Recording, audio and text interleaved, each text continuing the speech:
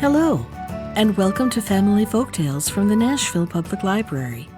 I'm Susan Poulter, a librarian at the main library. Today's story is Felicia and the Pot of Pinks from Andrew Lang's Blue Fairy Book. Once upon a time there was a poor laborer who, feeling that he had not much longer to live, wished to divide his possessions between his son and daughter, whom he loved dearly. So he called them to him and said, "Your mother brought me as her dowry 2 stools and a straw bed. I have, besides, a hen, a pot of pinks, and a silver ring, which were given me by a noble lady who once lodged in my poor cottage. When she went away, she said to me, 'Be careful of my gifts, good man. See that you do not lose the ring or forget to water the pinks. As for your daughter, I promise you she shall be more beautiful than anyone you ever saw in your life. Call her Felicia, and when she grows up, give her the ring and the pot of pinks to console her for her poverty. Take them both, my dear child,' he added, 'and your brother shall have everything else.' The 2 children seemed quite contented, and when their father died, they wept for him and divided his possessions as he had told them. Felicia believed that her brother loved her, but when she sat down upon one of the stools, he said angrily, 'Keep your pot of pinks and your ring, but let my things alone. I like order in my house.' Felicia, who was very gentle, said nothing, but stood up crying quietly, while Bruno, for that was her brother's name, sat comfortably by the fire. Presently, when supper time came, Bruno had a delicious egg, and he threw the shell to Felicia, saying, 'There, that is all I can give you. If you don't like it, go out and catch frogs. There are plenty of them in the marsh close by.' Felicia did not answer, but she cried more bitterly than ever and went away to her own little room. She found it filled with the sweet scent of the pinks, and going up to them, she said sadly, 'Beautiful pinks, you are so sweet and so pretty. You are the only comfort I have left. Be very sure that I will take care of you and water you well, and never allow any cruel hand to tear you from your stems.' As she leaned over them, she noticed that they were very dry. So taking her pitcher, she ran off in the clear moonlight to the fountain, which was at some distance. When she reached it, she sat down upon the brink to rest. But she had hardly done so when she saw a stately lady coming toward her, surrounded by numbers of attendants. 6 maids of honor carried her train, and she leaned upon the arm of another. When they came near the fountain, a canopy was spread for her, under which was placed a sofa of cloth of gold, and presently a dainty supper was served upon a table covered with dishes of gold and crystal, while the wind in the trees and the falling water of the fountain murmured the softest music. Felicia was hidden in the shade, too much astonished by all she saw to venture to move.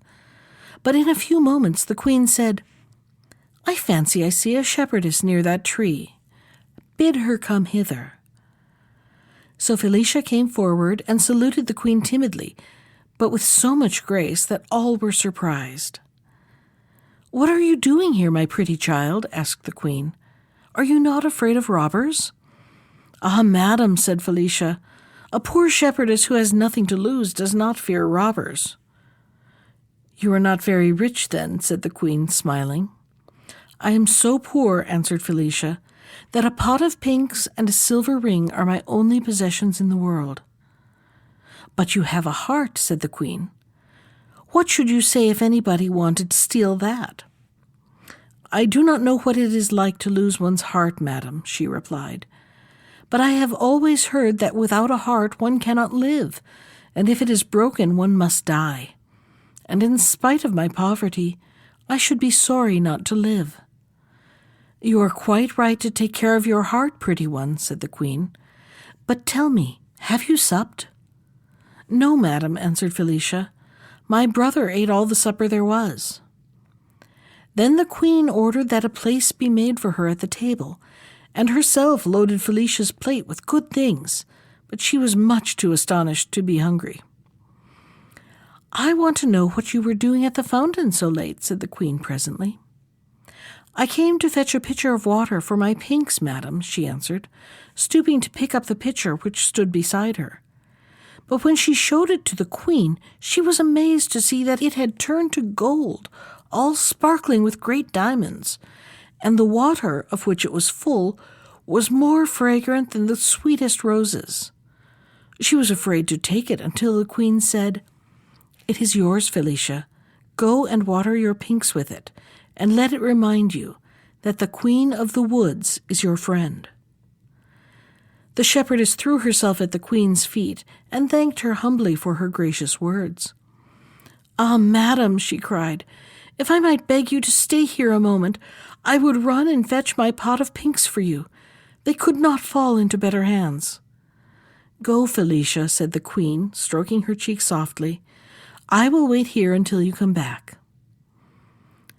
So Felicia took up her pitcher and ran to her little room, but while she had been away, Bruno had gone in and taken the pot of pinks, leaving a great cabbage in its place.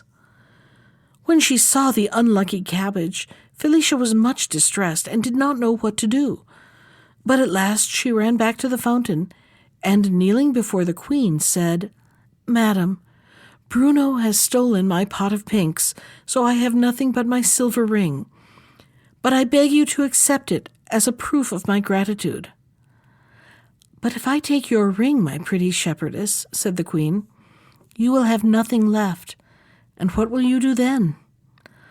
"Ah, madam," she answered simply, "if I have your friendship, I shall do very well."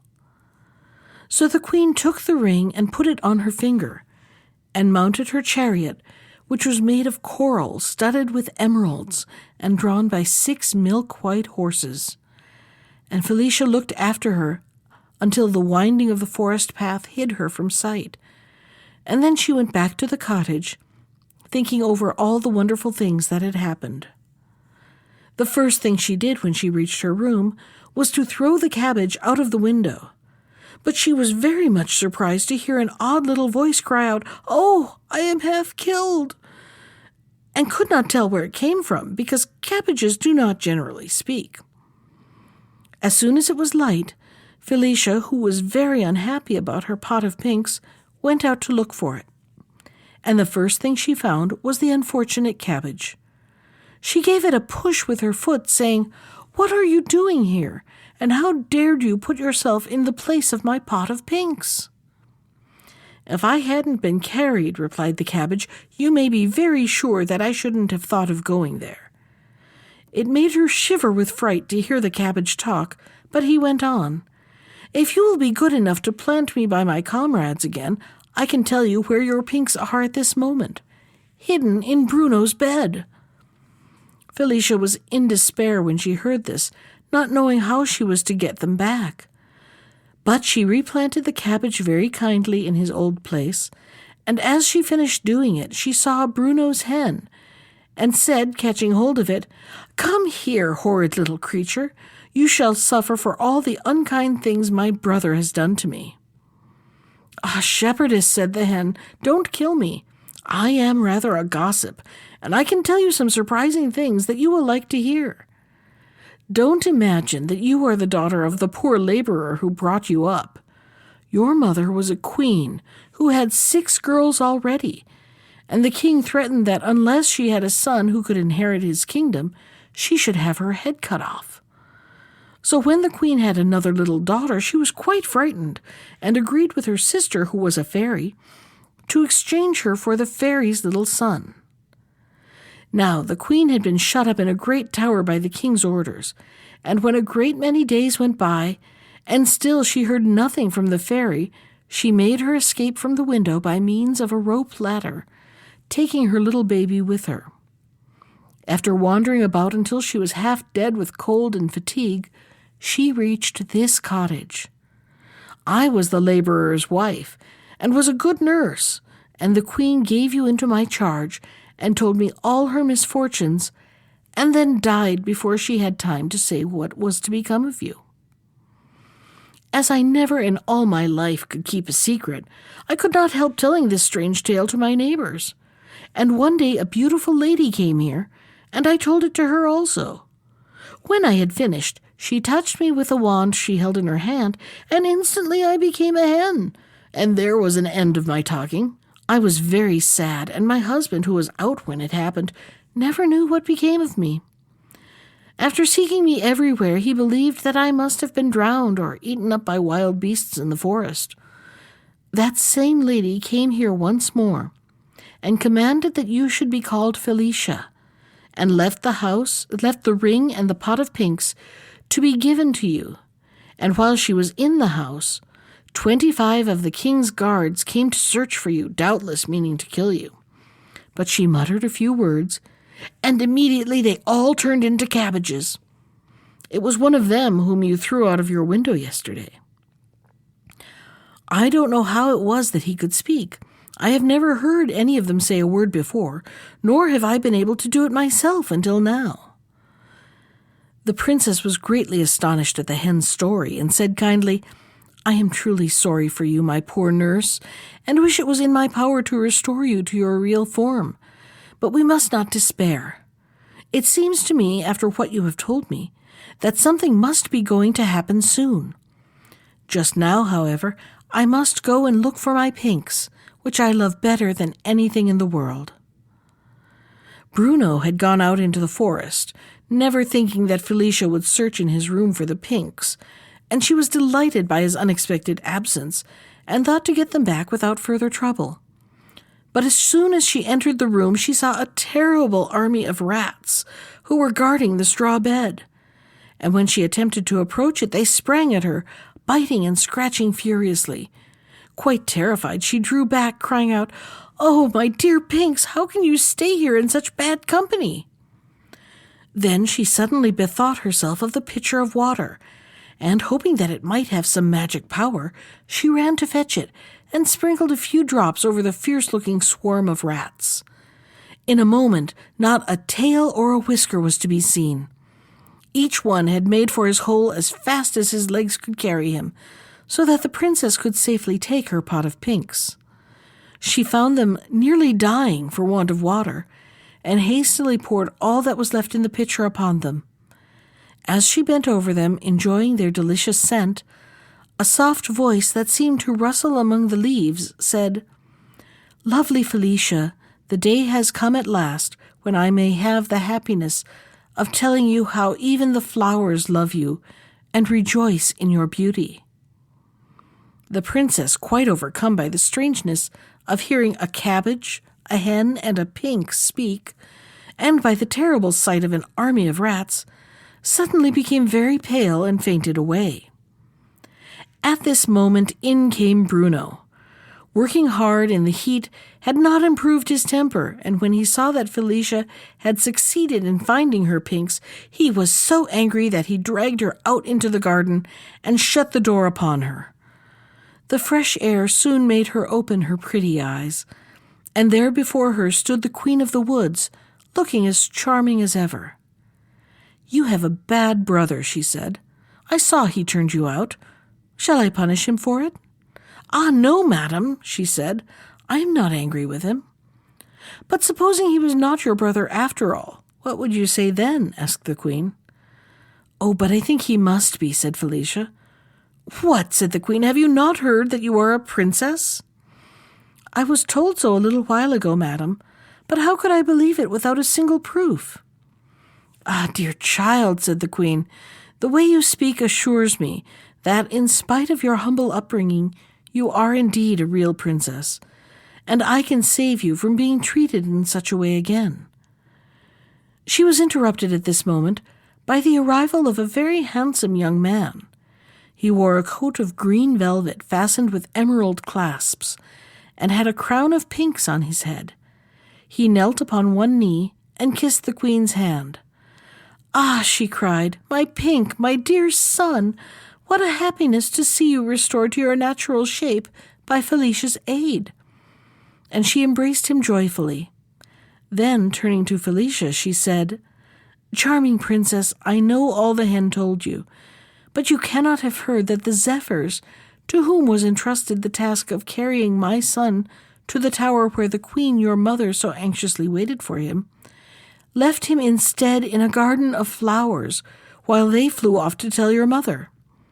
Whereupon a fairy with whom I had quarreled changed him into a pink, and I could do nothing to prevent it. You can imagine how angry I was, and how I tried to find some means of undoing the mischief she had done, but there was no help for it. I could only bring Prince Pink to the place where you were being brought up, hoping that when you grew up he might love you, and by your care be restored to his natural form. And you see, everything has come right as I hoped it would. Your giving me the silver ring was the sign that the power of the charm was nearly over, and my enemy's last chance was to frighten you with her army of rats. That she did not succeed in doing. So now, my dear Felicia, if you will be married to my son with this silver ring, your future happiness is certain. Do you think him handsome and amiable enough to be willing to marry him?" "Madam," replied Felicia, blushing, "you overwhelm me with your kindness. I know that you are my mother's sister, and that by your art you turned the soldiers who were sent to kill me into cabbages, and my nurse into a hen, and that you do me only too much honor in proposing that I shall marry your son. How can I explain to you the cause of my hesitation? I feel, for the first time in my life, how happy it would make me to be beloved. Can you indeed give me the prince's heart?" "It is yours already, lovely princess," he cried, taking her hand in his. "But for the horrible enchantment which kept me silent, I should have told you long ago how dearly I love you." This made the princess very happy, and the queen, who could not bear to see her dressed like a poor shepherdess, touched her with her wand, saying, "I wish you to be attired as befits your rank and beauty." And immediately the princess's cotton dress became a magnificent robe of silver brocade, embroidered with carbuncles, and her soft dark hair was encircled by a crown of diamonds, from which floated a clear white veil. With her bright eyes and the charming color in her cheeks, she was altogether such a dazzling sight that the prince could hardly bear it. "How pretty you are, Felicia," he cried. "Don't keep me in suspense, I entreat you. Say that you will marry me." "Ah," said the queen, smiling, "I think she will not refuse now." Just then Bruno, who was going back to his work, came out of the cottage, and thought he must be dreaming when he saw Felicia. But she called him very kindly, and begged the queen to take pity on him. "What," she said, "when he was so unkind to you?" "Ah, madam," said the princess, "I am so happy that I should like everybody else to be happy too." The queen kissed her and said, "Well, to please you, let me see what I can do for this cross Bruno." And with a wave of her wand, she turned the poor little cottage into a splendid palace, full of treasures. Only the 2 stools and the straw bed remained just as they were, to remind him of his former poverty. Then the queen touched Bruno himself, and made him gentle and polite and grateful, and he thanked her and the princess 1,000 times. Lastly, the queen restored the hen and the cabbages to their natural forms, and left them all very contented. The prince and princess were married as soon as possible with great splendor, and lived happily ever after. That was Felicia and the Pot of Pinks, from Andrew Lang's Blue Fairy Book. Special thanks to Ginger Sands for our theme music. You can find more of Ginger's music at iTunes or on her website at www.gingersands.com. And if you'd like to comment on today's story, send me an email. I can be reached at susan.poulter, that's Poulter, @nashville.gov. Thanks for listening.